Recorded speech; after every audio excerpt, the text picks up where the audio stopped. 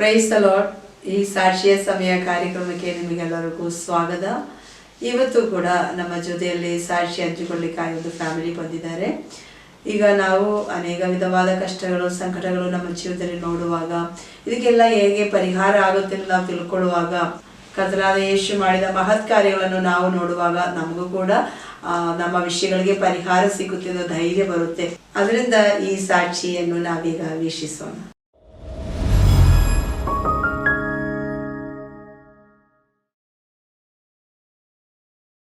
Praise the lord. ಇವತ್ತು ನಮ್ಮ ಜೊತೆಯಲ್ಲಿ ಸಾಕ್ಷಿಯನ್ನು ಹಂಚಿಕೊಳ್ಳೋದಕ್ಕಾಗಿ ಒಂದು ಕುಟುಂಬ ಬಂದಿದ್ದಾರೆ. ಅವರನ್ನು ನಾವೀಗ ಸ್ವಾಗತ ಮಾಡಿಕೊಳ್ಳೋಣ. Praise the lord. ಸಿಸ್ಟರ್, ನಿಮ್ಮ ಜೀವನದಲ್ಲಿ ದೇವರು ಮಾಡಿದ ಆಶೀರ್ವಾದ ಕಾರ್ಯಗಳ ಬಗ್ಗೆ ಈಗ ನೀವು ಹೇಳ್ತೀರಾ? ದೇವ್ರ ನಾಮಕ್ಕೆ ಸ್ತೋತ್ರವಾಗಲಿ. ನನ್ನ ಹೆಸರು ಲಕ್ಷ್ಮಮ್ಮ, ನಮ್ಮೂರು ಬೊಮ್ಮಂಡಳ್ಳಿ. ನನಗೆ 3 ಜನ ಹೆಣ್ಮಕ್ಳು. ಆದರೆ ಅದರಲ್ಲಿ 2ನೇ ಮಗಳು ಹುಷಾರಿಲ್ಲ ಅಂತ ಹೇಳ್ತಾ ಇದ್ಲು. ಹೊಟ್ಟೆ ನೋವು ಯಾವಾಗ ಅಮ್ಮ ಅಂತ ಹೇಳ್ತಾ ಇದ್ಲು. ಅದು ನಾನು ಗಮನಿಸಲಿಲ್ಲ. ಆವಾಗ ಜಾಸ್ತಿ ಆಗೋಯ್ತು, ಕಾಲಿಂದ ಊತ ಆಯಿತು, ಇನ್ನೂ ಜಾಸ್ತಿ ಆಗೋಯ್ತು. ನಾನೇನು ಆವಾಗ ಗಂಗಾ ಹಾಸ್ಪಿಟ್ಲ್ ಕರ್ಕೊಂಡೋದೆ ಅನೇಕರಿಗೆ. ಆವಾಗ ಅವರು ಅಡ್ಮಿಟ್ ಮಾಡಿಕೊಂಡ್ರೆ ಆಮೇಲೆ ಒಂದು ನೈಟ್ ಏನಾಗಿದ್ದು, ಒಂದು ಹಗಲು ಒಂದು ನೈಟು. ಅವಾಗ ಟ್ರೀಟ್ಮೆಂಟ್ ಎಲ್ಲ ಕೊಟ್ಟರು ಅವರು. ಆಮೇಲೆ ಅವ್ರು ಡಾಕ್ಟ್ರ್ ಅಂದರು, ಎಲ್ಲ ಪೇಷಂಟ್ಗಳಿಗೆ ನೋಡ್ಬೋದಮ್ಮ, ಕಾಯಿಲೆ ಕಂಡುಹಿಡಿಬೋದು, ನಿನ್ನ ಮಗಳಿಗೆ ಕಾಯಿಲೆ ಏನು ಕಾಯಿಲೆ ಅಂತ ಕಂಡುಹಿಡಿಯೋಕ್ಕಾಗಲ್ಲ ಅಂದರು. ಆಮೇಲೆ ಅವಾಗ ಇಲ್ಲಿ ನೋಡೋಕ್ಕಾಗಲ್ಲ, ನೀವು ಬೇರೆ ಕಡೆ ಕರ್ಕೊಂಡೋಗ್ರಿ ಅಂದರು. ನಾವು ಆವಾಗ ಇಟ್ಟೂರಿಗೆ ಕರ್ಕೊಂಡೋದ್ಮೇಲೆ ಅಲ್ಲಿ ಅಡ್ಮಿಟ್ ಮಾಡಿಕೊಂಡ್ರು. ಆಮೇಲೆ ಅಡ್ಮಿಟ್ ಮಾಡಿಕೊಂಡು ಎಲ್ಲ ಟ್ರೀಟ್ಮೆಂಟ್ ಎಲ್ಲ ಕೊಟ್ಟರು. ಆಮೇಲೆ ಲಾಸ್ಟ್ 3 ದಿನ ಇಟ್ಕೊಂಡಿದ್ರು. 3 ದಿನ ಆದಮೇಲೆ ಮನೆಗೆ ಕಳಿಸ್ಬಿಟ್ರು. Praise the lord. ದೇವರ ನಾಮಕ್ಕೆ ಸ್ತೋತ್ರವಾಗಲಿ. ನನ್ನ ಹೆಸರು ಉಷಾ. ನನ್ನ ಜೀವನದಲ್ಲಿ ದೇವರು ತುಂಬ ಅದ್ಭುತ ಕಾರ್ಯಗಳನ್ನು ಮಾಡಿದ್ದಾರೆ. ನಾನು SLC ಓದುವಾಗಿಂದನೂ ತುಂಬ ಹೊಟ್ಟೆ ನೋವು ಬರ್ತಾಯಿತ್ತು. ನಾನು ಅಮ್ಮಗೆ ಯಾವಾಗೂ ಹೇಳ್ತಾ ಇದ್ದೆ ಹೊಟ್ಟೆ ನೋಯ್ತೈತೆ ಅಂತ. ಆದರೆ ಸುಮ್ಮನೆ ಆಗಿಬಿಡ್ತಾಯಿದ್ರು. ನಾನು ಸುಮ್ಮನೆ ಕಾಲೇಜ್ಗೆ ಹೋಗಿ ಬರ್ತಾಯಿದ್ದೆ. ಆದರೆ 2018 ತುಂಬ ಕಾಲೇಜ್ಗೆ ಹೋಗಿ ಬರಬೇಕಾದ್ರೆ ಕಾಲು ಊತ ಬಂತು ಫಸ್ಟು. ಆದರೆ ಬಂದು ಮನೇಲಿ ಹೇಳ್ಬೇಕಾದ್ರೆ ಆದರೂ ಕೇರ್ ಮಾಡಿಲ್ಲ ಅಮ್ಮ. ಮನೇಲಿ ಇದ್ಬಿಟ್ರೆ ಎಲ್ಲೂ ಹೋಗೋಕ್ಕೂ ಆಗ್ತಾಯಿರಲಿಲ್ಲ. ಆಮೇಲೆ ಮುಖ ಊತ ಬಂತು, ಫುಲ್ಲು ಬಾಡಿ ಎಲ್ಲ ಊತ ಬಂದ್ಬಿಡ್ತು. ನಾನು ಮನೆಯಿಂದ ಆಚೆ ಕೂಡ ಬರ್ತಾ ಇರಲಿಲ್ಲ. ಆಮೇಲೆ ಹಾಸ್ಪಿಟ್ಲಿಗೆ ಹೋಗೋಣ ಅಂದ್ಬಿಟ್ಟು ಹಾಸ್ಪಿಟ್ಲಿಗೆ ಕರ್ಕೊಂಡೋದ್ರು. ಹಾಸ್ಪಿಟ್ಲಲ್ಲಿ ಆಗಲ್ಲ, ಏನು ಹೇಳೋಕ್ಕೂ ಆಗ್ತಾಯಿಲ್ಲ ಅಂತಂದಾಗ ಆಮೇಲೆ ದೇವಸ್ಥಾನಕ್ಕೆ ಇದಕ್ಕೆ ಎಲ್ಲ ಕರ್ಕೊಂಡೋದ್ರು. ಆದರೂ ಮೇಲಾಗಿಲ್ಲ. ಆಮೇಲೆ ಸಿಟಿನಲ್ಲಿ ಹಾಸ್ಪಿಟ್ಲ್ ಕರ್ಕೊಂಡೋದ್ರು. ಆಮೇಲೆ ಅಲ್ಲಿ 2 ಡೇಸ್ 3 ಡೇಸ್ ಅಡ್ಮಿಟ್ ಮಾಡಿಕೊಂಡ್ರು. 14ನೇ ತಾರೀಕು ನೈಟು ಡಿಸ್ಚಾರ್ಜ್ ಮಾಡಿದ್ರು. ನೈಟು ಬಂದು ಮನೇಲಿ ಆರಾಮಾಗೆ ಮಲ್ಕೊಂಡೆ. ಆದರೆ ಬೆಳಗ್ಗೆ ಎದ್ದೊಳೋವಾಗ ತುಂಬ ಸುಸ್ತು, ವಾಮಿಟ್ಟು ಆಗಿ ತುಂಬ ಸುಸ್ತಾಗ್ಬಿಡ್ತು. ಉಸಿರಾಡ ಕೂಡ ಆಗ್ತಾಯಿರಲಿಲ್ಲ. ತುಂಬ ಉಸಿರು ಮೇಲೆ ಹೇಳ್ಕೊಳೋದು ಹಂಗೆಲ್ಲ ಆಗ್ತಾಯಿತ್ತು. ಅಮ್ಮ ಅಪ್ಪಗೆ ಇಬ್ರಿಗೂ ಭಯ ಆಯಿತು. ಆಮೇಲೆ ನಾನು ದೇವಸ್ಥಾನ ಕರ್ಕೊಂಡು ಹೋಗ್ತೀನಿ ಅಂತ ಅಪ್ಪ ಹೇಳ್ತಾಯಿದ್ರು. ಆದರೆ ನಾನು ಬೇಡ, ನನ್ನ ಚರ್ಚ್ ಕರ್ಕೊಂಡು ಹೋಗ್ರಿ ಅಂತ ಕೇಳಿದೆ. ಆಮೇಲೆ ಗಾಡಿನಲ್ಲಿ ಬರಬೇಕಾದ್ರೂ ನನಗೆ ಉಸಿರಾಡ ಕೂಡ ಆಯ್ತಾ ಇರಲಿಲ್ಲ. ಒಂದೊಂದು ಅಮಸ್ ಬರಬೇಕಾದ್ರೂ ಎಲ್ಲಿ ಪ್ರಾಣ ಹೋಗ್ಬಿಡುತ್ತೋ ಅನ್ನೋ ಅಷ್ಟು ಉಸಿರಾಡೋಕ್ಕಾಯ್ತಾ ಇರಲಿಲ್ಲ. ಆಮೇಲೆ ಇಲ್ಲಿ ಚರ್ಚ್ ಹತ್ರ ಬಂದು ಕರ್ಕೊಬಂದರು. ಅವತ್ತು ಆಗಸ್ಟ್ 15, 2018 ನಮ್ಮ ದೇಶಕ್ಕಾಗಿ ವಿಶೇಷವಾದ ಪ್ರೇಯರ್ ನಡೀತಾ ಇತ್ತು ಚರ್ಚಲ್ಲಿ. ಆವಾಗ ಅದು ಕರ್ಕೊಬಂದು ಅಲ್ಲಿ ಸುಸ್ತಾಗ್ಬಿಟ್ಟಿತ್ತು. ಅಲ್ಲಿ ಪೆಂಡಲಲ್ಲೇ ಮಲ್ಕೊಬಿಟ್ಟೆ ನಾನು. ಆವಾಗ ನನಗೆ ಅಷ್ಟೊಂದು ಉಸಿರಾಡೋಕ್ಕಾಗ್ತಾ ಇದ್ದಿದ್ದಕ್ಕೆ ಪ್ರೇಯರ್ ಮಾಡೋ ಕೂಡ ಆಗಿಲ್ಲ. ಹಂಗೆ ನಾನು ಮಲ್ಕೊಬಿಟ್ಟೆ. ಅಮ್ಮ ತಂಗಿ ಎಲ್ಲ ಪಕ್ಕದಲ್ಲಿ ಕೂತ್ಕೊಂಡು ಪ್ರೇಯರ್ ಮಾಡ್ಕೊಂಡು ಅಳ್ತಾ ಇದ್ರು. ಆಮೇಲೆ ಆಂಟಿ ಬಂದು ಪ್ರೇಯರ್ ಮಾಡಿದ್ರು ಫಸ್ಟು. ಆವಾಗ ಪ್ರೇಯರ್ ಮಾಡ್ತಾನೆ ಸ್ವಲ್ಪ ಫ್ರೀ ಆಯಿತು ನನಗೆ. ಆಮೇಲೆ ಆಂಟಿ ಎದ್ದು ಸ್ವಲ್ಪ ಓಡಾಡು ಅಂದರು. ಆವಾಗ ನಾನು ಎದ್ದು ಓಡಾಡಿದೆ. ಆವಾಗ ಸ್ವಲ್ಪ ಫ್ರೀ ಆಗಿತ್ತು. ಆಮೇಲೆ ಮತ್ತೆ ಸ್ಟೇಜ್ ಮೇಲೆ ಕರೆದು ಪ್ರೇಯರ್ ಮಾಡಿದ್ರು. ಆಂಟಿ ಅಂಕಲ್ ಇಬ್ಬರು ಪ್ರೇಯರ್ ಮಾಡಿದ್ರು. ಆವಾಗ ಫುಲ್ಲು ಫ್ರೀ ಆಯಿತು. ಆಮೇಲೆ ದೇಹದಲ್ಲಿದ್ದ ಊತ ಅದೆಲ್ಲ ಹಂಗಂಗೆ ಇಳಿತಾ ಇತ್ತು. ಆಮೇಲೆ ಪ್ರೇಯರ್ ಮಾಡಿದ ತಕ್ಷಣ ಎಲ್ಲ ಫ್ರೀ ಆಯಿತು ಬಾಡಿ ಎಲ್ಲ. ಆಮೇಲೆ ಉಸಿರಾಡೋ ಕೂಡ ಯಾವ ತೊಂದರೆನೂ ಆಗಿಲ್ಲ. ಆಮೇಲೆ ಪ್ರೇಯರ್ ಮುಗಿಸಿದ್ಮೇಲೆ ಆಮೇಲೆ ನಾನು ಪೇಷಂಟಾಗಿ ಬಂದಿದ್ದು ಆರೋಗ್ಯವುಳ್ಳ ಮಗಳಾಗಿ ಹೋದೆ. ಸ್ಕ್ಯಾನಿಂಗ್ ಮಾಡಿದ್ರು, ಕಿಡ್ನಿ ನೀರೈತೆ ಅಂದರು. ಆಮೇಲೆ ಡಾಕ್ಟ್ರೇ ಅಂದರು, ನಿಮ್ಮ ಮಗಳಿಗೆ ಏನು ಕಾಯಿಲೆ ಅಂತ ನಾವು ಕಂಡುಹಿಡಿಯೋಕೆ ಆಗ್ತಾಯಿಲ್ಲ, KR ಹಾಸ್ಪಿಟ್ಲಿಗೆ ಕರ್ಕೊಂಡೋಗಿ ಅಂದರು. ನಾವು ಇಲ್ಲಿಗೆ ಕರ್ಕೊಂಡೋದ್ವಿ. ಮಂಗಳವಾರ ಹೋದೆ. ಮಂಗಳವಾರ ಇಂಜೆಕ್ಷನ್ ಹಾಕ್ರು ಡಾಕ್ಟ್ರು. ನೀರು ಕರ್ಕೊಬಂದು ತಿರ್ಗಾ ಬೆಳಗ್ಗೆ ಬರೋಕ್ಕೆ ಜಾಸ್ತಿ ಆಗೋಯ್ತು. ಆಮೇಲೆ ಸುಸ್ತು ನಮ್ಮ ಮಗಳಿಗೆ.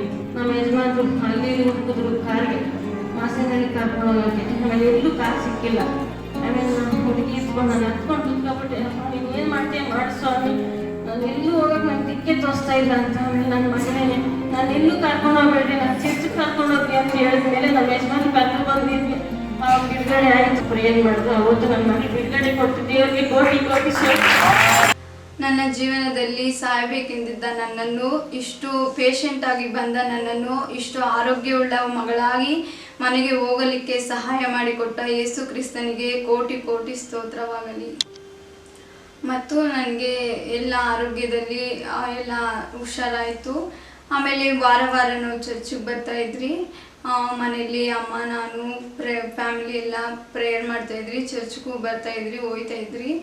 ಆಮೇಲೆ ಫುಲ್ಲು ಬಂದು ಹೋಗ್ತಾ ಇರಬೇಕಾದ್ರೆ ಸ್ವಲ್ಪ ದಿನ ನಾವು ಕಂಟಿನ್ಯೂಸ್ ಆಗಿ ಬರ್ತಾಯಿದ್ರಿ. ಆಮೇಲೆ ಸ್ವಲ್ಪ ದಿನ ಆದಮೇಲೆ ತಿರ್ಗಾ ದೇವರ ನಂಬಿಕೆಯಲ್ಲಿ ಕಡಿಮೆ ಆಯಿತು ಮತ್ತು ಚರ್ಚ್ಗೆ ಹೋಗೋದ್ರಲ್ಲೂ ಕಡಿಮೆ ಮಾಡಿಬಿಟ್ರಿ. ಎಲ್ಲ ನಾವು ಸ್ವಲ್ಪ ದಿನ ಆದಮೇಲೆ ಬರೋದೆಲ್ಲ ಕಡಿಮೆ ಆದಮೇಲೆ ನಾವು ಕಾಲೇಜ್ಗೆ ಹೋಗೋದ್ರಲ್ಲೇ ಬ್ಯುಸಿ ಆಗೋದ್ರಿ ಫಸ್ಟ್ ಇಯರಲ್ಲಿ.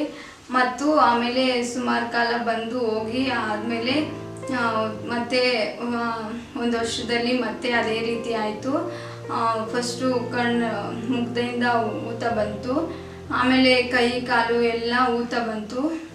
ಆಮೇಲೆ ಮನೆಯಲ್ಲೇ ಇದ್ದೆ, ಅಮ್ಮ ಬೇರೆ ಇರಲಿಲ್ಲ ಮನೇಲಿ. ಆಮೇಲೆ ಮನೆಯಲ್ಲೇ ಇದ್ಕೊಂಡು ದೇವ್ರ ನಾಮಕ್ಕೆ ಸ್ತೋತ್ರವಾಗಲಿ. ನನ್ನ ಮಗಳು ಹೇಳಿದ ಥರ ನಾವು ದೇವ್ರ ಕಡೆಯಿಂದನೂ ಸ್ವಲ್ಪ ದೂರ ಆದ್ರಿ, ಪ್ರೇಯರಲ್ಲಿ ದೂರ ಆದ್ರಿ, ಚರ್ಚಿಗೆ ಬರೋದು ದೂರ ಆದ್ರಿ.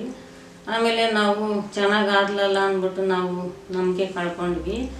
ಆಮೇಲೆ ನಮ್ಮ ದೊಡ್ಡ ಮಗಳು ಬಾಣಂತನಕ್ಕೆ ಹೋದೆ ನಾನು. 15 ದಿವಸ ಅಲ್ಲೇ ಇದ್ಬಿಟ್ಟೆ. ಆವಾಗ ಇವಳಿಗೆ ಜಾಸ್ತಿ ಆಗೋಯ್ತು, ಯಾರೂ ನೋಡ್ಕೊಳೋರಿಲ್ಲ. ಆಮೇಲೆ 15 ದಿವಸ ಆದಮೇಲೆ ಬಾಣಂತಿನ ಕರ್ಕೊಂಡು ಮನೆಗೆ ಬಂದೆ. ಇವಳಿಗೆ ಚೆನ್ನಾಗಿ ಕಾಲು ಕೈ ಎಲ್ಲ ಊದ್ಕೊಬಿಟ್ಟಿತ್ತು. ಆವಾಗ ತಕ್ಷಣ ಆಮೇಲೆ ಇಲ್ಲೇ ಜಿಗಣಿ ಹಾಸ್ಪಿಟ್ಲಿಗೆ ಕರ್ಕೊಂಡೋದ್ವಿ. ಅವರು ಆವಾಗ ಅಡ್ಮಿಟ್ ಮಾಡಿಕೊಂಡ್ರೆ ಆವಾಗ ಟ್ರೀಟ್ಮೆಂಟ್ ಎಲ್ಲ ಕೊಟ್ಟರು. ಒಂದು ನೈಟು ಒಂದು ಹಗಲು ಇಟ್ಕೊಂಡಿದ್ರು. ಆವಾಗ ಇನ್ನೂ ಜಾಸ್ತಿ ಆಗೋಯ್ತು ಕಾಲು ಕೈ ಊತ, ಕೈಯಲ್ಲಿ ಕಾಲಲ್ಲೆಲ್ಲ ಬಬ್ಬೆ ಬಂದ್ಬಿಡ್ತು. ಆಮೇಲೆ ಅವರು ಡಾಕ್ಟ್ರ್ ಇದ್ಕೊಂಡು ಏನು ಕಾಯಿಲೆ ಅಂತ ನಾವು ಕಂಡುಹಿಡಿಯೋಕ್ಕಾಗಲ್ಲ ಅಂದ್ಬಿಟ್ರು. ಇನ್ನೂ ಜಾಸ್ತಿ ಆಗೋಯ್ತು. ಆವಾಗ ಅವರು ಡಾಕ್ಟ್ರು ಹೇಳಿದ್ರು, ನೀವು ಎಲ್ಲನೇ ಬೇರೆ ಕಡೆ ಕರ್ಕೊಂಡೋಗ್ರಿ, ನಾವು ಕಂಡುಹಿಡಿಯೋಕ್ಕಾಗಲ್ಲ ಈ ಕಾಯಿಲೆ ಅಂತ. ಅವಾಗ AC ಕರ್ಕೊಂಡೋದ್ರಿ. ಅಲ್ಲಿ ಅಡ್ಮಿಟ್ ಮಾಡಿಕೊಂಡ್ರು. ಅಲ್ಲಿ ಒಂದು ವಾರ ಇದ್ರಿ. ಆಮೇಲೆ IC ವಾರ್ಡ್ಗೆ ಹಾಕ್ಬಿಟ್ರು. ಆವಾಗ IC ವಾರ್ಡಲ್ಲಿ ಹಾಕಿದ್ರೆ ಆವಾಗೂ ನಮ್ಗೆ ಅಲ್ಲಿ ಏನು ಕಂಡೀಷನ್ ಅಂತ ಹೇಳಲಿಲ್ಲ ಅವರು. ಆಮೇಲೆ ಇಲ್ಲಿ ಡಯಾಲಿಸಿಸ್ ಮಾಡಿದ್ರು ಅವರು. ಡಯಾಲಿಸಿಸ್ ಮಾಡಿ ಆಮೇಲೆ ಅಲ್ಲಿ ಅದು ಬ್ಲಡ್ ಬರ್ತಾನೆ ಇತ್ತು. ಎಷ್ಟು ಹತ್ತಿ ಹಾಕಿದ್ರೇನು ನಿಲ್ತಾ ಇರಲಿಲ್ಲ ಬ್ಲಡ್ಡು. ಆಮೇಲೆ ಬ್ಲಡ್ ಹೋಗ್ತಾನೆ ಇತ್ತು. ಅವರು ಬ್ಲಡ್ಡು ಹಾಕಿದ್ರು. ತಿರ್ಗಾ ಮತ್ತೇನು ಅದು ಬ್ಲಡ್ ಹಾಕಿದ್ರೇನು ಆ ಬ್ಲಡ್ ಬರ್ತಾನೆ ಇತ್ತು. ಎಷ್ಟು ಹತ್ತಿ ಹಾಕಿದ್ರೂ ನಿಲ್ತಾ ಇರಲಿಲ್ಲ ಅದು. ಆವಾಗ ತಿರ್ಗಾ ಜಾಸ್ತಿ ಆಗೋಯ್ತು. ಆಮೇಲೆ ರಾತ್ರಿ ನೈಟು ಸ್ವಲ್ಪ ಪಿಟ್ಸ್ ಥರ ಬಂತು. ಆವಾಗೂ ಅವರು ಏನು ಕಂಡೀಷನ್ ಹೇಳೋಕ್ಕಾಗಲ್ಲ ಅಂದ್ಬಿಟ್ರು. ಆಮೇಲೆ ಬೆಳಗ್ಗೆ ಆದರೆ ನಿಮ್ಮ ಸಂಬಂಧಿಕರು ಯಾರನ್ನ ಇದ್ದರೆ ಕರೆಸ್ರಿ, ತುಂಬ ಸೀರಿಯಸ್ ಇದೆ, ಉಳಿಯೋದು ಕಷ್ಟ ಅಂತಂದರು. ನಮ್ಮ ಹತ್ರ ಸೈನ್ ಎಲ್ಲ ಮಾಡಿಸ್ಕೊಂಡ್ರು. ಆವಾಗ ನಾವು ಅವ್ರಿಗೆ ನಮ್ಮ ಸಂಬಂಧಿಕರಿಗೆಲ್ಲ ಫೋನ್ ಮಾಡಿದ್ರಿ, ಹಿಂಗೆ ಐತೆ ಅಂತ. ಆಮೇಲೆ ಅವರು ಯಾವ ಕಂಡೀಷನ್ ತುಂಬಾ ಇದು ಹೇಳೋಕ್ಕಾಗಲ್ಲ ಅಂತ ಅಂದರು. ಬ್ಲಡ್ಡು ನಿಲ್ತಾನೆ ಇರಲಿಲ್ಲ, ಜ್ಞಾನನೇ ಇರಲಿಲ್ಲ ಅವರಿಗೆ, ಬ್ಲಡ್ಡು ಹೋಗ್ತಾನೆ ಇತ್ತು. ಆಮೇಲೆ ಸಂಬಂಧಿಕರಿಗೆಲ್ಲ ಫೋನ್ ಮಾಡಿ, ಆಮೇಲೆ ನಮ್ಮ ಯಜಮಾನ್ರು ಮನೇಲೇ ಇದ್ದರು, ಅವ್ರಿಗೂ ಫೋನ್ ಮಾಡಿ ಹಿಂಗೆ ಅಂತ ಇದ್ದಾರೆ ಡಾಕ್ಟ್ರ್ ಅಂದಿದ್ದಕ್ಕೆ ಅವರು ಬಂದರು. ಆಮೇಲೆ ನಮ್ಮ ಅಳಿಯನು ನನ್ನ ಮಗನಾಗಿ ಓಡಾಡ್ದ ಅಲ್ಲಿ ಎಲ್ಲ. ನಾನು ಎಲ್ಲಿ ಬಸ್ ಸಿಕ್ಬೇಕು, ಎಲ್ಲಿ ಹೋಗ್ಬೇಕು ಹಾಸ್ಪಿಟ್ಲಿಗೆ ಅಂತ ನನಗೊಂದು ಗೊತ್ತಾಗಿಲ್ಲ.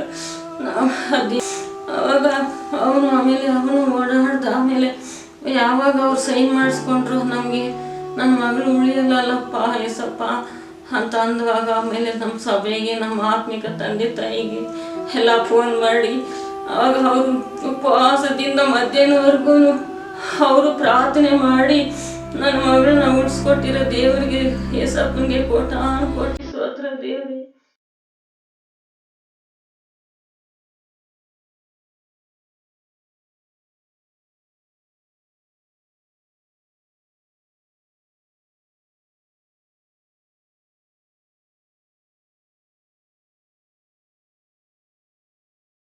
ಆವಾಗ ಪ್ರಾರ್ಥನೆ ಮಾಡಾದ್ಮೇಲೆ ಆಮೇಲೆ ಪ್ರಾಣ ಬಂತು, ನಮ್ಮ ಕಡೆ ಜ್ಞಾನ ಬಂತು. ಅವಾಗ ಸರೋದ್ಲು, ಬ್ಲಡ್ಡು ನಿಂತ್ಕೊಂತು. ಪ್ರಾರ್ಥನೆ ಮಾಡ್ತಾನೆ ಇಲ್ಲಿ ಉಪವಾಸದಿಂದ ಬ್ಲಡ್ ಪೂರ್ತಿ ನಿಂತೋಯ್ತು ಅಲ್ಲಿ. ಆಮೇಲೆ ಅವರೇ ಡಾಕ್ಟ್ರ್ ಅಂದರು, ಇದೇನು ಆಶ್ಚರ್ಯ, ಬ್ಲಡ್ ನಿಂತೋಯ್ತಲ್ಲ, ಈ ಮಗಳು ಇವಾಗ ಪ್ರೆಗ್ನೆಂಟ್ ಬರ್ತೈತೆ ಅಂತ ಅವರೇ ಆಶ್ಚರ್ಯ ಕೊಟ್ಟರು. ಆಮೇಲೆ ಆಮೇಲೆ ಪ್ರೆಗ್ನೆಂಟ್ ಬಂತು. ನಮ್ಮ ಕಡೆ ಫೋನ್ ಮಾಡಿದ್ರು ಪ್ರೆಗ್ನೆಂಟ್ ಬಂದೈತೆ ಅಂತ ಫಾಸ್ಟಿಗೆ. ಆಮೇಲೆ ಫಾಸ್ಟ್ ಇದ್ಕೊಂಡು ಅವಳು ಕಿವಿ ಹತ್ರ ಫೋನ್ ಕೊಡ್ರಿ, ನಾವು ಪ್ರೇಯರ್ ಮಾಡ್ತೀವಿ ಅಂದರು. ಆಮೇಲೆ ಫಾಸ್ಟ್ ಪ್ರೇಯರ್ ಮಾಡಿದ್ರು. ಆಮೇಲೆ ಸಂಜೆ ಅಷ್ಟೊತ್ತಿಗೆ ಅವಳು ಗಂಜಿ ಕೇಳಿದ್ಲು. ಆಮೇಲೆ ತಗೊಬಂದು ಕೊಟ್ರಿ, ಸ್ವಲ್ಪ ಕುಡಿದ್ಲು ಗಂಜಿ. ಆಮೇಲೆ ಎದ್ದು ಕೂತ್ಕೊಂಡ್ಲು. ಬೆಳಗ್ಗೆ ಹೇಳಿದ್ದು ಡಾಕ್ಟ್ರು ಉಳಿಯಲ್ಲ ಅಂತ. ಇಲ್ಲಿ ಪ್ರಾರ್ಥನೆಯಲ್ಲಿ ಎಲ್ಲ ಸೇರಿ ಪ್ರಾರ್ಥನೆ ಮಾಡಿದ್ದಕ್ಕೆ ಸಂಜೆ ಹೊತ್ತಿಗೆ ಗಂಜಿ ಕುಡಿಯೋಷ್ಟು ಮಾಡ್ರು ದೇವರು. ಬೆಳಗ್ಗೆ ಸಾಯ್ಬೇಕಂತ ಇರೋ ಹುಡುಗಿಗೆ ಆಮೇಲೆ ಸಾಯಂಕಾಲ ಹೊತ್ತಿಗೆ ಚೆನ್ನಾಗಾದ್ಲು, ಗಂಜಿ ಕುಡಿಯೋಂಥ ಮಗಳಾದ್ಲು. ಉಳಿಸಿಕೊಟ್ಟಿರೋ ಯೇಸು ಸ್ವಾಮಿಗೆ ಕೋಟಿ ಸ್ತೋತ್ರ. ದೇವರ ನಮಗೆ ಸ್ತೋತ್ರವಾಗಲಿ. ನಮ್ಮ ಅಕ್ಕ 2ನೇ ಅಕ್ಕ ಹಾಸ್ಪಿಟ್ಲಲ್ಲಿದ್ದಾಗ ನನಗೆ ಎಕ್ಸಾಮ್ ನಡೀತಿತ್ತು. ಆಮೇಲೆ ನಮ್ಮ ಮನೇಲಿ ನಾನು ನಮ್ಮ ದೊಡ್ಡಕ್ಕ ಇಬ್ಬರೇ ಇದ್ದಿದ್ದು. ಆಗ ನಮ್ಮ ಅಕ್ಕಗೆ ದೊಡ್ಡಕ್ಕಗೆ ಪಾಪು ಇತ್ತು. ಆಮೇಲೆ ನಾನು ಎಕ್ಸಾಮ್ ಅಂತ ಟೆನ್ಷನಲ್ಲಿ ಅಕ್ಕ 2ನೇ ಅಕ್ಕ ಬಗ್ಗೆ ಏನು ಕೇರ್ ಮಾಡ್ತಿರ್ಲಿಲ್ಲ. ಆಮೇಲೆ ನಮಗೂ ಗೊತ್ತಿರಲಿಲ್ಲ ತುಂಬ ಸೀರಿಯಸ್ ಆಗೈತೆ ಅಂತ. ಆಮೇಲೆ ಒಂದ್ಸಲ ನಾವು ಮನೇಲೇ ಪ್ರೇಯರ್ ಮಾಡ್ತಿದ್ವಿ ಬೇಗ ಮೇಲಾಗಲಿ ಅಂತ. ಆಮೇಲೆ ನಾವು ಚರ್ಚಿಗೆ ಬಂದ್ವಿ, ಒಂದು ನೈಟು ಚರ್ಚಿಗೆ ಬಂದ್ವಿ. ಆಗ ಎಲ್ಲ ತುಂಬ ಅಳ್ತಿದ್ರು, ಅಂಕಲ್ ಆಂಟಿ ಎಲ್ಲ ತುಂಬ ಅಳ್ತಿದ್ರು. ಆಗಲೇ ನಮಗೂ ಗೊತ್ತಾಗಿದ್ದು ಎಷ್ಟು ಸೀರಿಯಸ್ ಆಗೈತೆ ಅಂತ. ನೈಟ್ ನಾವು ಇಲ್ಲಿ ಬಂದು ಮತ್ತೆ ಪ್ರೇಯರ್ ಮಾಡಿದಾಗ ಆಮೇಲೆ ಬೆಳಗ್ಗೆ ಅವರು ಅಮ್ಮ ಫೋನ್ ಮಾಡಿ ಹೇಳಿದ್ರು, ಈಗ ಚೆನ್ನಾಗಿದ್ದಾರೆ, ಗಂಜಿ ಎಲ್ಲ ಕುಡಿದ್ರು, ಓಡಾಡ್ತಿದ್ದಾಳೆ ಅಂತ ಹೇಳಿದ್ರು. ಇಷ್ಟು ಅದ್ಭುತ ಮಾಡಿದ ಯೇಸು ಸ್ವಾಮಿಗೆ ಕೋಟಿ ಸ್ತೋತ್ರ. ದೇವ್ರ ನಾಮಕ್ಕೆ ಸ್ತೋತ್ರವಾಗಲಿ. ಇದು ಬ್ಲಡ್ ಎಲ್ಲ ನಿಂದಿತ್ತು. ಆಮೇಲೆ ಕಿಡ್ನಿದು ಪ್ರಾಬ್ಲಮ್ ಅಂದರು. ಆಮೇಲೆ ಕಿಡ್ನಿ ಪ್ರಾಬ್ಲಮ್ ಅಂದಿದ್ದಕ್ಕೆ ಆಮೇಲೆ ಮಣಿಪಾಲ್ಗೆಲ್ಲ ಕಳಿಸಿದ್ರು ಕಿಡ್ನಿದು. ಉಳಿಯಲ್ಲ ಅಂತ ಹೇಳಿದ್ರು ಅಲ್ಲ. ಆಮೇಲೆ ಮತ್ತೆ ನೆಕ್ಸ್ಟ್ ಇಲ್ಲಿ ಪ್ರೇಯರ್ ಮಾಡ್ತಿರುವಾಗ ಗಂಜಿ ಎಲ್ಲ ಕುಡಿದ್ರು. ಆಮೇಲೆ ಅದು ನೆಕ್ಸ್ಟ್ ಡೇನೇ ಕಿಡ್ನಿ ಎಲ್ಲ ಕೆಟ್ಟೋಗೈತೆ ಅಂತ ಹೇಳಿದ್ರು. ಒಂದು ಕಿಡ್ನಿ ಅಮ್ಮದು ಕೊಡ್ಬೋದು ಅಂತ ಅಮ್ಮ ಹತ್ರ ಸೈನ್ ಎಲ್ಲ ಮಾಡಿಸ್ಕೊಂಡಿದ್ರು. ಆಮೇಲೆ ಸೈನ್ ಮಾಡಿಸ್ಕೊಂಡ್ಮೇಲೆ ಇದೆಲ್ಲ ಚರ್ಚಲ್ಲಿ ಹೇಳಿ ಪ್ರೇಯರ್ ಮಾಡ್ತಿದ್ರು. ಆಮೇಲೆ ಇಬ್ಬರಲ್ಲಿ ಯಾರಾದರೂ ಕಿಡ್ನಿ ಕೊಟ್ಟರೆ ಇಬ್ಬರಲ್ಲಿ ಯಾರಾದರೂ ಒಬ್ಬರು ಉಳಿತಾರೆ ಅಂತ ಹೇಳಿದ್ರು ಅಲ್ಲಿ ಡಾಕ್ಟರು. ಆಮೇಲೆ ಮತ್ತೆ ಅದು ಕಿಡ್ನಿದು ಟೆಸ್ಟ್ ಕಳಿಸಿದ್ರು ಒಂದು ಹಾಸ್ಪಿಟ್ಲಿಗೆ. 2-3 ದಿವಸ ಬಿಟ್ಟು ರಿಪೋರ್ಟ್ ಮತ್ತೆ ಬಂತು. ಹಾಗೆ ಇಲ್ಲಿ ಎಲ್ಲ ಪ್ರೇಯರ್ ಮಾಡ್ತಿದ್ರಿ, ನಾವು ಪ್ರೇಯರ್ ಮಾಡ್ತಿದ್ವಿ. ಆಮೇಲೆ ಅದು ಟೆಸ್ಟ್ ರಿಪೋರ್ಟು ಮತ್ತೆ ಬಂತು. ಆಗ ಡಾಕ್ಟ್ರ್ ಹೇಳಿದ್ರು ಕಿಡ್ನಿನ ಚೇಂಜ್ ಮಾಡೋದು ಬೇಡ, ಸದ್ಯಕ್ಕೆ ಮೆಡಿಸಿನ್ ತೊಗೊಂಡ್ರೆ ಸಾಕು ಅಂತ ಹೇಳಿದ್ರು. ಆದರೂ ಪ್ರೇಯರ್ ಮಾಡ್ತಾನೆ ಇದ್ರು ಅಲ್ಲಿ. ಅದಕ್ಕೆ ಅದು ಟೆಸ್ಟ್ ರಿಪೋರ್ಟಲ್ಲಿ ಏನು ತೊಂದರೆ ಇಲ್ದಿರ, ಡ್ಯಾಮೇಜ್ ಏನು ಇಲ್ದಿರ ಕರೆಕ್ಟಾಗಿ ಬಂತು. ನನ್ನ ಅಕ್ಕ ಈಗ ಆರೋಗ್ಯಕ್ಕೆ ಚೆನ್ನಾಗಿದ್ದಾಳೆ. ಯೇಸು ಸ್ವಾಮಿಗೆ ಕೋಟಿ ಸ್ತೋತ್ರಗಳು. ನಂದು 2 ಕಿಡ್ನಿಗಳು ಕೆಟ್ಟೋಗಿದೆ ಅಂತ ಡಾಕ್ಟ್ರ್ ಹೇಳಬೇಕಾದ್ರು ಅಮ್ಮನ ಕಿಡ್ನಿ ಹಾಕಬೇಕು ಅಂದರು. ಆದರೂ ದೇವರು 2ರಿಂದನೂ ಕಿಡ್ನಿ ಚೇಂಜ್ ಮಾಡಿದೆ. ಕಿಡ್ನಿನ ನಾರ್ಮಲ್ ಆಗಿ ಆರೋಗ್ಯವಾಗಿ ಕೊಟ್ಟರು. ದೇವರಿಗೆ ಕೋಟಿ ಸ್ತೋತ್ರ. ಮತ್ತು ಅದೇ ರೀತಿಯಾಗಿ ಡಿಸ್ಚಾರ್ಜ್ ಆಗಿ ಆಮೇಲೆ ಸ್ವಲ್ಪ ಮೆಡಿಷನ್ ಕೊಟ್ಟಿದ್ರು ಡಾಕ್ಟ್ರು. ಡಿಸ್ಚಾರ್ಜ್ ಆಗಿ ಸ್ವಲ್ಪ ದಿನ ತಗೋಬೇಕು ಅಂತೇಳಿದರು. ಅದನ್ನು ತಗೊಂಡು ಈಗ ಯಾವ ಮೆಡಿಷನ್ ಇಲ್ಲದೆ ದೇವರು ಆರೋಗ್ಯವಾಗಿ ನಡೆಸಿದ್ದಾರೆ. ಈ ಥರ ಕೃಪೆ ಮಾಡಿಕೊಟ್ಟ ಯೇಸು ಕ್ರಿಸ್ತನಿಗೆ ಕೋಟಿ ಸ್ತೋತ್ರ.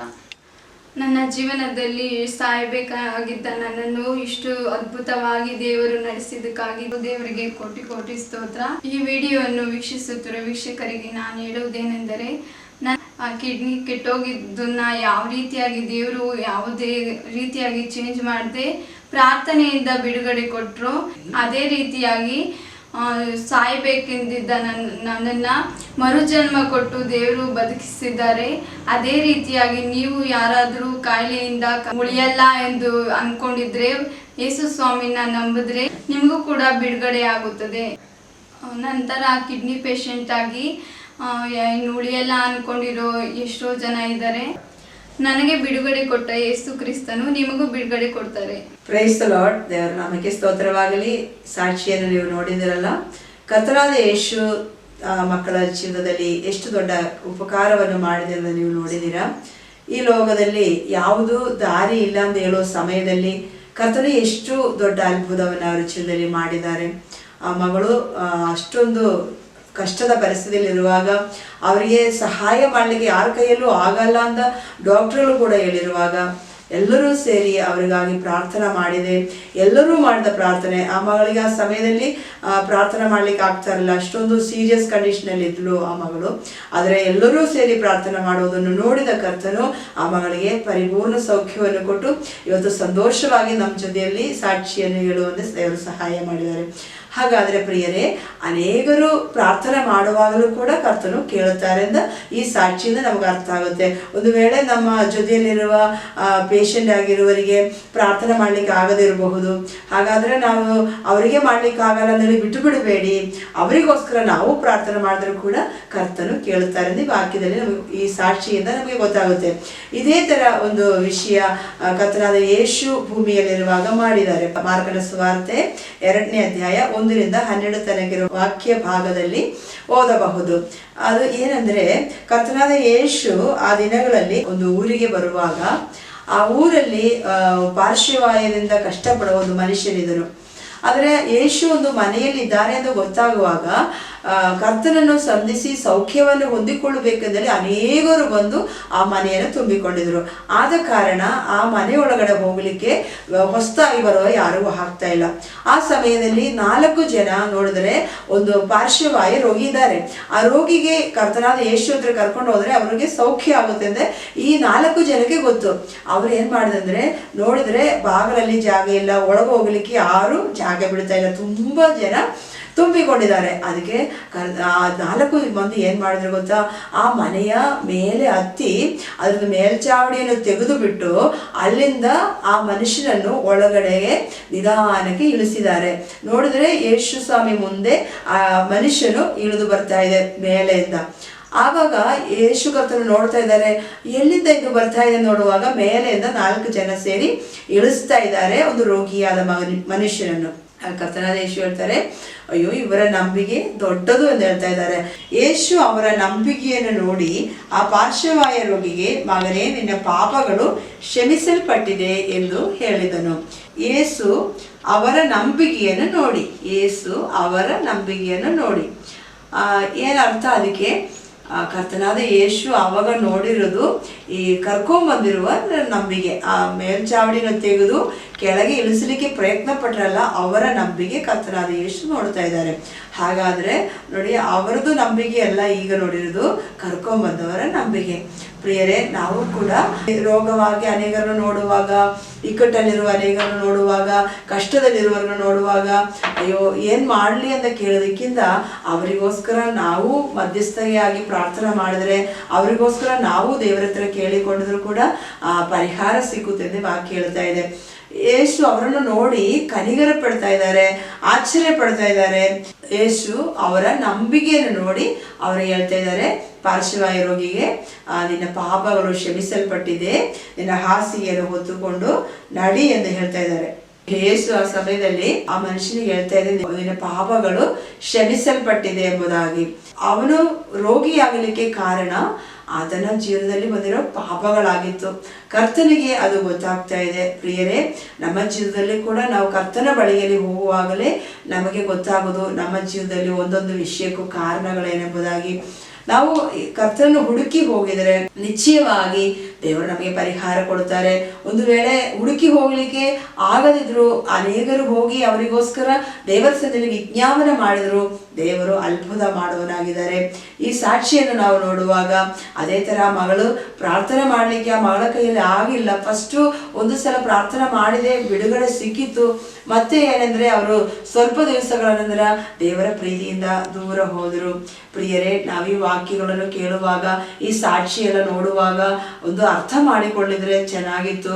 ಏನಂದ್ರೆ ನಾವು ಕರ್ತನಲ್ಲಿ ಆಶ್ರಯಿಸಿಕೊಂಡು ಎಷ್ಟು ದಿನಗಳು ತನಕ ಇರ್ತಿರೋ ಅಷ್ಟು ದಿನಗಳು ದೇವರ ಪ್ರೊಟೆಕ್ಷನ್ ನಮಗೆ ಸಿಗುತ್ತೆ, ದೇವರ ಸಹಾಯ ನಮಗೆ ಸಿಗುತ್ತೆ, ದೇವದೂತರುಗಳು ನಮಗೆ ಜೊತೆಯಲ್ಲಿದ್ದು ಕಾಪಾಡುತ್ತಾರೆ. ಆದರೆ ಯಾವಾಗ ನಾವು ದೇವರನ್ನು ಬಿಟ್ಟು ಪ್ರಾರ್ಥನೆ ಕಡಿಮೆ ಮಾಡಿಕೊಂಡು ನಾವು ನಮ್ಮ ಸ್ವಾರ್ಥವನ್ನು ಹುಡುಕಿ ನಾವು ನಮ್ಮ ಸ್ವಂತ ಇಷ್ಟಕ್ಕೆ ಹೋಗ್ತಿರೋ ಆಗ ದೇವರ ಸಹಾಯ ನಮಗೆ ಸಿಕ್ಕುವುದಿಲ್ಲ. ದೇವರು ಬೇಕಂದೇಳಿ ನಮಗೆ ಹಿಂಸೆ ಪಡಿಸೋದಲ್ಲ, ಆದರೆ ನಮ್ಮ ವಿರೋಧಿಯಾದ ಸೈತಾನನು ಆ ಸಮಯದಲ್ಲಿ ನಮಗೆ ಹಿಂಸೆ ಕೊಡುತ್ತಾರೆ. ಅದರಿಂದ ಪ್ರಿಯರೇ, ನಾವೇನ್ ಮಾಡಬೇಕು, ಯಾವಾಗಲೂ ದೇವರ ಪ್ರೀತಿಯಲ್ಲಿರಲಿಕ್ಕೆ ಪ್ರಯತ್ನ ಪಡಬೇಕು. ನೋಡಿ, ನಾವು ಅನೇಕರಿಗೆ ಪ್ರೇಯರ್ ಮಾಡುವಾಗ ಒಂದು ವೇಳೆ ಈಗ ಪರಿಹಾರ ಆಗಿರಲ್ಲ, ನಮ್ಮ ಕುಟುಂಬದಲ್ಲಿ ಕೆಲವು ವಿಷಯಕ್ಕೆ ನಾವು ಪ್ರೇಯರ್ ಮಾಡಿರ್ಬೋದು, ಅದಕ್ಕೆ ಪರಿಹಾರ ಸಿಕ್ಕಿರಲ್ಲ. ಕುಡಿತನ ನೀಗಲಿ ಅಂತ ಪ್ರೇಯರ್ ಮಾಡಿರ್ಬೋದು, ಕುಟುಂಬ ಜೀವನ ಸಮಾಧಾನ ಆಗಲಿ ಅಂತ ಪ್ರೇಯರ್ ಮಾಡಿರ್ಬೋದು.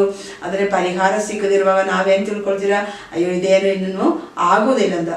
ಆದರೆ ಕರ್ತನಾದ ಯೇಸು ಹೇಳಿದ ಮಾತು ಈಗ ಗಮನಿಸಿಕೊಳ್ಳಿರಿ, ಅವರ ನಂಬಿಕೆಯನ್ನು ಕರ್ತನ ನೋಡ್ತಾ ಇದ್ದಾರೆ. ಹಾಗಾದರೆ ನಾವು ಅನೇಕ ದಿವಸಗಳಿಂದ ಪ್ರಾರ್ಥನೆ ಮಾಡಿ ಪರಿಹಾರ ಆಗಿಲ್ಲ ಅಂತ ಹೇಳೋದಾದ್ರೆ ಕರ್ತನು ನಮ್ಮ ನಂಬಿಕೆ ನೋಡ್ತಾ ಇದ್ದಾರೆ.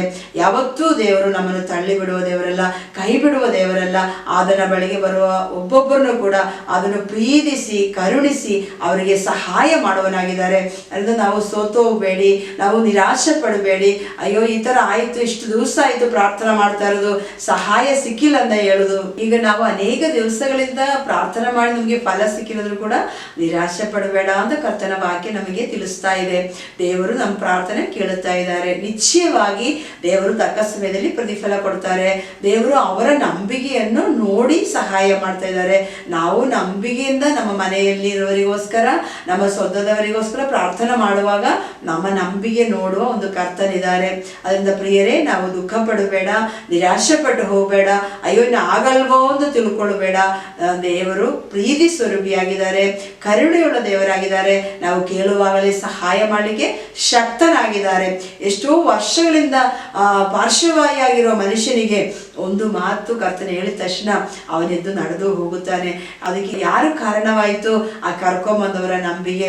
ಅವ್ರಿಗೆ ಸ್ವಲ್ಪ ರಿಸ್ಕ್ ಬಂದಲ್ಲ, ಅವ್ರು ಬರುವಾಗ ಜಾಗ ಇಲ್ಲ, ಬಾಗಲೆಲ್ಲ ಜನ ತುಂಬಿಕೊಂಡಿದ್ದಾರೆ, ಇನ್ನು ಎಷ್ಟು ಕಷ್ಟಪಟ್ಟರು ಅವರನ್ನು ಒಳಗಡೆ ಸೇರ್ಸಕ್ ಆಗಲ್ಲ ಅಂತ ಪರಿಸ್ಥಿತಿ ಇತ್ತು. ಆದ್ರೂ ಅವ್ರು ಏನ್ ಮಾಡಿದ್ರು, ಅವರು ಒಂದು ಪ್ಲಾನ್ ಮಾಡ್ತಾ ಇದ್ದಾರೆ. ಹೇಗಾದ್ರೂ ಈ ರೋಗಿಯನ್ನು ಕರ್ತನ ಬಳಿಗೆ ಕರ್ಕೊಂಡು ಹೋಗಲೇಬೇಕು ಅಂತ ಹೇಳಿ ಅವರು ರಿಸ್ಕ್ ತಗೊಳ್ತಾ ಇದ್ದಾರೆ, ಕಷ್ಟಪಡ್ತಾ ಇದ್ದಾರೆ. ಅವರು ಮೇಲೆ ಎತ್ತಬೇಕಾದ್ರೆ ಎಷ್ಟು ಕಷ್ಟ. ಒಂದು ರೋಗಿಯನ್ನು 4 ಜನ ಸೇರಿ ಹೊತ್ತುಕೊಂಡು ಮೇಲೆ ಹತ್ತಿ ಅಲ್ಲಿಂದ ಕೆಳಗಡೆಗೆ ತುಂಬಾ ರಿಸ್ಕ್ ತಕೊಂಡು ಇಳಿಸ್ತಾ ಇದ್ದಾರೆ. ಅವರು ಅಷ್ಟೊಂದು ರಿಸ್ಕ್ ತಗೊಳ್ಳುವಾಗ ಕರ್ತನ ಅವರಿಗೆ ಅದ್ಭುತ ಮಾಡಿದ್ದಾರೆ. ಹಾಗಾದ್ರೆ ಪ್ರಿಯರೇ, ನಾವು ಕೂಡ ನಮ್ಮ ಕುಟುಂಬದಲ್ಲಿರೋರಿಗೋಸ್ಕರ, ನಮ್ಮ ಸ್ವಂತ ಬಂಧು ಜನರಿಗೋಸ್ಕರ ಅನೇಕ ದಿವಸಗಳಿಂದ ಪ್ರಾರ್ಥನೆ ಮಾಡೋ ಒಂದು ರಿಸ್ಕ್ ತಗೊಳ್ತಾ ಇರ್ಬೋದು. ನಾವು ಬೇಜಾರು ಮಾಡಬೇಡ, ನಮ್ಮ ಪ್ರಾರ್ಥನೆ ದೇವರು ಗಮನಿಸ್ತಾ ಇದ್ದಾರೆ. ಕರ್ತನ ಹೇಳ್ತಾರೆ, ಅವರ ನಂಬಿಕೆಯನ್ನು ನೋಡಿ ದೇವರು ಅದ್ಭುತ ಮಾಡಿದೆ ಅಂತ ನಮ್ಮ ಬಗ್ಗೆನೂ ಹೇಳುತ್ತಾರೆ. ಅಂದ್ರೆ ಇದುವರೆಗೂ ಪರಿಹಾರ ಸಿಕ್ಕಿಲ್ಲ ಅಂದೇಳಿ ಯಾರಾದ್ರೂ ನಿರಾಶೆ ಪಡುವರಾದರೆ ಇವತ್ತು ಕರ್ತನು ಈ ಸಾಕ್ಷಿಯಿಂದ, ಈ ವಾಕ್ಯದಿಂದ ನಮಗೆ ತಿಳಿಸಿಕೊಡ್ತಾರೆ. ನಿರಾಶೆ ಪಡಬೇಡ, ಕರ್ತ ನಮ್ಮ ನಂಬಿಕೆ ನೋಡ್ತಾ ಇದ್ದಾರೆ. ನಿರಾಶೆ ಪಡಬೇಡ, ಕರ್ತ ನಮ್ಮ ಜೀವನದಲ್ಲಿರುವ ಪ್ರತಿಯೊಂದು ಸಮಯದಲ್ಲಿರುವ ದುಃಖ ವೇದನೆಗಳೆಲ್ಲವೂ ಕೂಡ ಗಮನಿಸುವನಾಗಿದ್ದಾರೆ, ಸಹಾಯ ಮಾಡಲಿಕ್ಕೆ ಶಕ್ತನಾಗಿದ್ದಾರೆ. ಹಾಗಾದ್ರೆ ನಾವೀಗ ಪ್ರಾರ್ಥನೆ ಮಾಡೋಣ. ಕರ್ತನು 4 ಜನ ನಂಬಿಕೆಯನ್ನು ನೋಡಿಕೊಂಡು ಅವರಿಗೆ ಸಹಾಯ ಮಾಡಿದಾದ್ರೆ ನಮಗೂ ಕೂಡ ಇವತ್ತು ನಮ್ಮ ನಂಬಿಕೆಯನ್ನು ನೋಡಿ ದೇವರು ಸಹಾಯ ಮಾಡ್ತಾರೆ. ಕಣ್ಣುಗಳನ್ನು ಮುಚ್ಚೋಣ, ಪ್ರಾರ್ಥನೆ ಮಾಡಿಕೊಳ್ಳೋಣ. ನಮ್ಮ ಜೀವನದಲ್ಲಿ ಆಗಲಿ, ನಮ್ಮ ಸ್ವಂತದವರ ಜೀವನದಲ್ಲಿ ಆಗಲಿ, ಯಾವುದಾದ್ರೂ ವಿಷಯಗಳ ಬಗ್ಗೆ ಪರಿಹಾರವಿಲ್ಲದಿದ್ದರೆ ಇವತ್ತು ನಾವು ಕಣ್ಣುಗಳನ್ನು ಮುಚ್ಚಿ ನಂಬಿಕೆಯಿಂದ ಪ್ರಾರ್ಥನೆ ಮಾಡೋಣ. ಕರ್ತನು ಅವರನ್ನು ಎಬ್ಬಿಸುತ್ತಾರೆ, ಕರ್ತನು ಅವರನ್ನು ಒಳ್ಳೆಯವರಾಗಿ ಮಾಡ್ತಾರೆ, ಕರ್ತನು ಅವರ ಜೀವನವನ್ನು ಬದಲಾಯಿಸ್ತಾರೆ, ಒಳ್ಳೆ ಅದ್ಭುತಗಳಾಗುತ್ತೆ ಅಂತ ತಿಳ್ಕೊಂಡು ಈಗ ಪ್ರಾರ್ಥನೆ ಮಾಡೋಣ. ನಮ್ಮ ನಂಬಿಕೆ ನೋಡಿದ ದೇವರು ಇವತ್ತೇ ಅದ್ಭುತ ಮಾಡ್ತಾರೆ. ನಾವೀಗ ಪ್ರಾರ್ಥನೆ ಮಾಡಿಕೊಳ್ಳೋಣ. ಕಣ್ಣುಗಳನ್ನು ಮುಚ್ಚಿ ದೇವರ ಸನ್ನಿಧಿಯಲ್ಲಿ ನಮ್ಮನ್ನೇ ಸಮರ್ಪಿಸಿಕೊಟ್ಟು ಕೇಳಿದ್ರೆ, ದೇವರೇ ನಮಗೆ ಸಹಾಯ ಮಾಡೋದು ಕೇಳುವರಾದರೆ ನಮ್ಮ ಪ್ರಾರ್ಥನಾ ವಿಷಯಗಳಿಗೆ ದೇವರು ಇವತ್ತು ಪರಿಹಾರ ಕೊಡುವರಾಗಿದ್ದಾರೆ. ಇಷ್ಟು ದಿವಸದಿಂದ ನಾವು ಕೇಳ್ಕೊಳ್ತಾ ಇದ್ದೀನಿ, ಪರಿಹಾರ ಸಿಕ್ಕಿಲ್ಲ ಅಂತ ಕೇಳಿ ಬೇಜಾರು ಮಾಡೋರಾದರೆ ಕರ್ತನ ಇವತ್ತು ನಮಗೆ ಸಹಾಯ ಮಾಡ್ತಾರೆ. ನಮ್ಮ ನಂಬಿಕೆಯಲ್ಲಿ ನೋಡಿದ ದೇವರು ಇವತ್ತೇ ನಮಗೆ ಆಶೀರ್ವಾದ ಕೊಡ್ತಾರೆ. ಪ್ರಾರ್ಥನೆ ಮಾಡಿಕೊಳ್ಳೋಣ. ಕರ್ತನ ದೇವರೇ, ನಿಮಗೆ ಸ್ತೋತ್ರ. ಈ ಸಮಯವರೆಗೂ ಸಾಕ್ಷಿಯನ್ನು ವೀಕ್ಷಿಸಿಕೊಂಡ ದೇವರೇ, ಪ್ರಾರ್ಥನೆಯಲ್ಲಿ ಭಾಗವಹಿಸಿರುವ ಪ್ರಿಯ ಎಲ್ಲ ಮಕ್ಕಳಿಗಾಗಿ ಪ್ರಾರ್ಥಿಸುತ್ತೇನೆ. ದೇವರವರ ಜೀವನದಲ್ಲಿ ಯಾವ ವಿಷಯಗಳ ಬಗ್ಗೆ ನೊಂದುಕೊಂಡು ದುಃಖಪಟ್ಟು ಪ್ರಾರ್ಥನೆ ಮಾಡಿನೂ ಪರಿಹಾರ ಆಗಿಲ್ಲ ಅಂತೇಳಿ ಈ ವಿಡಿಯೋವನ್ನು ವೀಕ್ಷಿಸ್ತಾ ಇದ್ರೆ ಕರ್ತನೆ, ಅವರ ಜೀವನದಲ್ಲಿ ಈಗಲೇ ಒಂದು ಅದ್ಭುತ ನಡೆಯಲಿ ಕರ್ತನೆ. ಅವರ ನಂಬಿಕೆಯನ್ನು ನೋಡಿ ಕರ್ತನೆ, ಇವತ್ತೇ ಅವರ ಜೀವನದಲ್ಲಿ ಒಂದು ಮಹತ್ ಕಾರ್ಯ ನಡೆಯಲಿ ಅಪ್ಪ ದೇವರೇ. 4 ಜನರ ನಂಬಿಕೆಯನ್ನು ನೋಡಿ ಆ ಮನುಷ್ಯನಿಗೆ ನಿನ್ನ ಪಾಪಗಳು ಕ್ಷಮಿಸಲ್ಪಟ್ಟಿದೆ ಅಂತ ಹೇಳಿ ಅವರನ್ನು ಎಬ್ಬಿಸಿ ನಡೆಸಿದಿರಲ್ಲ ಕರ್ತನೆ. ಅದೇ ಪ್ರಕಾರ ದೇವರೇ, ಈ ಪ್ರಾರ್ಥನೆಯಲ್ಲಿ ಕೇಳಿಕೊಳ್ಳುವ ಪ್ರತಿಯೊಬ್ಬರ ಜೀವನದಲ್ಲಿ ಕೂಡ ಅದ್ಭುತಗಳಾಗಲಿ, ಅವರ ಜೀವನದಲ್ಲಿರೋ ದುಃಖ ನೀಗಿ ಹೋಗಲಿ. ಅವರ ಜೀವನದಲ್ಲಿ ಯಾವ ವಿಷಯಕ್ಕಾಗಿ ಇವರು ಪ್ರೇಯರ್ ಮಾಡಿ ಅಯ್ಯೋ ಇನ್ನು ಪರಿಹಾರ ಸಿಕ್ಕಿಲ್ಲ ಅಂತ ಹೇಳಿದಾರೋ ಆ ವಿಷಯಕ್ಕೆ ಈಗಲೇ ಪರಿಹಾರವಾಗಲಿ. ರೋಗಿಗಳಾಗಿ ಯಾರಾದರೂ ಮಲ್ಕೊಂಡಿದ್ದಾರೆ, ಈ ಪ್ರಾರ್ಥನೆಯಲ್ಲಿ ಭಾಗವಹಿಸಿ ಆ ಮಕ್ಕಳು ಪ್ರಾರ್ಥನೆ ಮಾಡ್ತಾ ಇರುವಾಗ ಅವರ ಮನೆಯಲ್ಲಿರೋ ರೋಗಿಗಳು ಎದ್ದೇಳಲಿ, ಸೌಖ್ಯವಾಗಲಿ. ಯೇಸು ನಾಮದಲ್ಲಿ ಅವರಿಗೆ ಬಿಡುಗಡೆ ಉಂಟಾಗಲಿ. ಯೇಸು ಕ್ರಿಸ್ತನ ನಾಮದಲ್ಲಿ ಅವರು ಸೌಖ್ಯವಾಗಲಿ. ಕರ್ತಾದ ಯೇಸುವಿನ ಬಾಸ್ತುಂಡಗಳಿಂದ ಅವರಿಗೆ ಗುಣವಾಗಲಿ.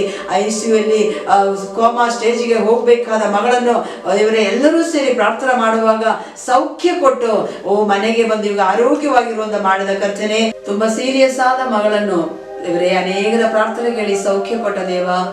ಅದೇ ಪ್ರಕಾರ ಯಾರು ಮಕ್ಕಳುಗಳು ಈಗ ಯಾರೆಲ್ಲ ನೋವಲ್ಲಿ ಕಷ್ಟದಲ್ಲಿ ಸ್ವಂತದವರ ಬಗ್ಗೆ ಅಳುತ್ತಾ ಇರೋರಿದ್ರೆ ಅವರ ಪ್ರಾರ್ಥನೆ ಕೇಳಿ ಇವತ್ತು ಆ ರೋಗಿಯಾಗಿರೋರು ಎದ್ದೇಳಲಿ ದೇವರೇ, ಸೌಖ್ಯವಾಗಲಿ ಕರ್ತನೆ.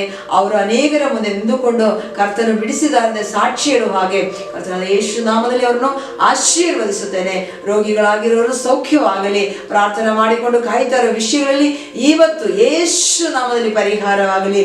ನಿರಾಶೆ ಪಟ್ಟು ಆಗಲ್ಲ ಅಂತ ಹೇಳಿದ ವಿಷಯ ಆದ್ರೂ ಕೂಡ ಇವತ್ತು ಯೇಸು ನಾಮದಲ್ಲಿ ಅದಕ್ಕಾಗಿ ಒಂದು ಬಾಗಲ್ ಓಪನ್ ಆಗಲಿ. ಯೇಸು ನಾಮದಲ್ಲಿ ಮಕ್ಕಳ ಕುಟುಂಬಗಳಲ್ಲಿ ಸಮಾಧಾನ ಉಂಟಾಗಲಿ, ಶಾಂತಿ ಉಂಟಾಗಲಿ. ದೇವದೂತರುಗಳು ಈ ಪ್ರಾರ್ಥನೆ ಮಾಡುವ ಮನೆಗಳಲ್ಲಿ ದಂಡಾಗಿ ಬಂದೆಳೆಯಲಿ. ಅವರಿಗೆ ಬೇಕಾದ ಎಲ್ಲ ಅನುಗ್ರಹಗಳನ್ನು ಕೊಡಲಿ ಕರ್ತನೆ. ಅಪ್ಪ, ನಿಮ್ಮ ಸಾನ್ನಿಧ್ಯವನ್ನು ನಾವು ಬಯಸುತ್ತೇವೆ. ಒಂದೊಂದು ಮನೆಗಳನ್ನು ಆಶೀರ್ವದಿಸು, ಆ ಮನೆಯಲ್ಲಿರುವ ಪ್ರತಿಯೊಂದು ಮಕ್ಕಳನ್ನು ಆಶೀರ್ವದಿಸು. ಅವರ ಏನು ಕೊರತೆ ಇದೆಯೋ ಅದು ದೇವರೇ ನೀಗಿಸಿಕೊಟ್ಟು ಅವರನ್ನು ಸಂತೈಸು ಕರ್ತನೆ. ಅವರ ನಂಬಿಕೆಯನ್ನು ನೋಡಿ ಇವತ್ತು ಆಶೀರ್ವದಿಸು. ಇದನ್ನು ನೋಡಿ ಅವರ ನಂಬಿಕೆಯಿಂದ ಕೇಳಿಕೊಳ್ಳುವಾಗ ಅವರವರ ಕುಟುಂಬಗಳಲ್ಲಿ ದೊಡ್ಡ ಅದ್ಭುತಗಳು ಈ ಹೊತ್ತೆ ನೋಡುವ ಹಾಗೆ ಸಹಾಯ ಮಾಡು ಕರ್ತನೆ. ಅಪ್ಪ, ನೀವು ನಮ್ಮ ಪ್ರಾರ್ಥನೆ ಕೇಳಿದಕ್ಕಾಗಿ ಸ್ತೋತ್ರ. ಎಲ್ಲಾ ರೀತಿಯಲ್ಲಿರುವ ಮನಸ್ಸಿನ ಸಂಕಷ್ಟಗಳು, ದುಃಖ ವೇದನೆಗಳಿಂದ, ರೋಗ ಬಾಧೆಗಳಿಂದ ಕುಟುಂಬಗಳನ್ನು ಬಿಡಿಸಿ ಆಶೀರ್ವಾದವಾಗಿ ಇಡುವುದಕ್ಕಾಗಿ ಸ್ತೋತ್ರ. ಕುಟುಂಬಗಳನ್ನು ನೀವು ಕಾಪಾಡಿ ನಡೆಸೋದಕ್ಕಾಗಿ ಸ್ತೋತ್ರ. ಬಿಡಿಸಿ ಕಾಪಾಡೋದಕ್ಕಾಗಿ ಸ್ತೋತ್ರ. ಎಲ್ಲಾ ಶುಭಗಳಿಂದಲೂ ತುಂಬಿಸೋದಕ್ಕಾಗಿ ಸ್ತೋತ್ರ. ನಜರೇತಿನ ಯೇಸು ಕ್ರಿಸ್ತನ ನಾಮದಲ್ಲಿ ಪ್ರಾರ್ಥಿಸಿ ಬೇಡಿ ಹೊಂದಿದ್ದೇವೆ ಪರಲೋಕ ತಂದೆಯೇ, ಆಮೇನ್. Praise the lord. ಸಾಕ್ಷಿಯನ್ನು ನೋಡಿ ಎಲ್ಲರೂ ಕೂಡ ಪ್ರಾರ್ಥನೆ ಮಾಡಿದ್ರಲ್ಲ. ನಿಶ್ಚಯವಾಗಿ ನಮ್ಮ ಪ್ರಾರ್ಥನೆ ಪರಲೋಕದಲ್ಲಿರುವ ದೇವರು ಕೇಳಿದ್ದಾರೆ. ನಮ್ಮ ಪ್ರಾರ್ಥನೆ ಕೇಳಿದ ದೇವರು ನಿಶ್ಚಯವಾಗಿ ನಮ್ಮ ಜೀವನದಲ್ಲಿ ಅದ್ಭುತಗಳನ್ನು ಮಾಡುತ್ತಾರೆ. ಇವತ್ತು ಕೂಡ ಪ್ರಾರ್ಥನೆ ಮಾಡಿದ ವಿಷಯಗಳಲ್ಲಿ ದೇವರು ಜಯವನ್ನು ಕೊಡ್ತಾರೆ, ಅದ್ಭುತ ಮಾಡ್ತಾರೆ. ಈ ಸಾಕ್ಷಿ ವಿಡಿಯೋನ ವೀಕ್ಷಿಸಿದ ನಿಮ್ಮೆಲ್ಲರನ್ನು ಕೂಡ ದೇವರು ಹೇರಳವಾಗಿ ಆಶೀರ್ವದಿಸಲಿ. The grace of our Lord Jesus be with you.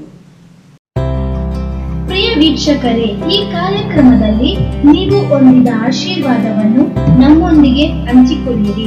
ನೀವು ಸಂಪರ್ಕಿಸಬೇಕಾದ ಮೊಬೈಲ್ ಸಂಖ್ಯೆ 8217761567.